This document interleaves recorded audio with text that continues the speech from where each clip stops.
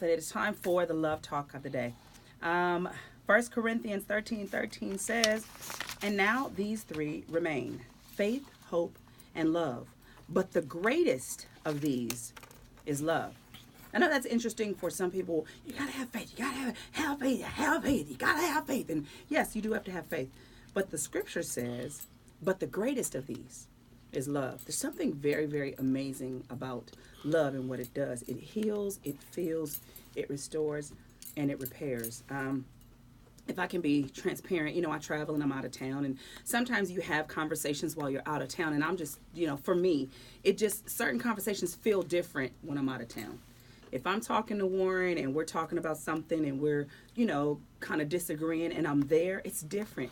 But when we disagree and I'm gone, it kind of messes with my head, and I don't like it. So that was the case last week, and I didn't like it. I didn't like the feeling. But then he called back. He called back after I did what I did, and went to sing and all that good stuff, and he was apologizing, and he was saying he never wants me to feel anything but love and adoration, and I thought it was really beautiful, and it just made me pay attention to the whole scenario. So I could have stayed mad and be like, "Yeah, you never should have did it in the first place. Know that, and I'm gone." Blah, blah, blah.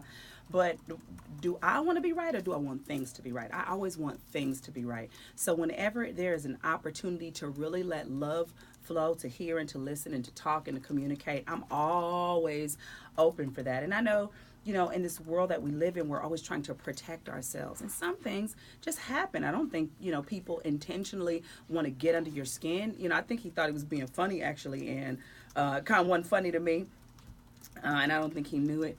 But the fact that he, understood his wife enough to go, "Hey, I was kind of kidding, but, I'm sorry and I love you and I don't want to make you feel that way." It was just really beautiful. And to me, it's a testament to love. The greatest of these is love. You love someone, you communicate with them, you talk to them, you take the time to understand where they're coming from and what they're trying to say. Because if you get in your feelings, as everybody says now, if you get in your feelings, then you're in your feelings by yourself.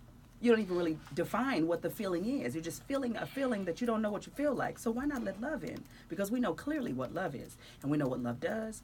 And we know what love answers. And we know what love repairs. And we know what love restores. Especially if it's the God kind of love. The greatest of these is love. So let love abide. Make sure that in your communicating, you communicate with love. That's my love talk for today, ladies and gentlemen. Putting all my business out on the street.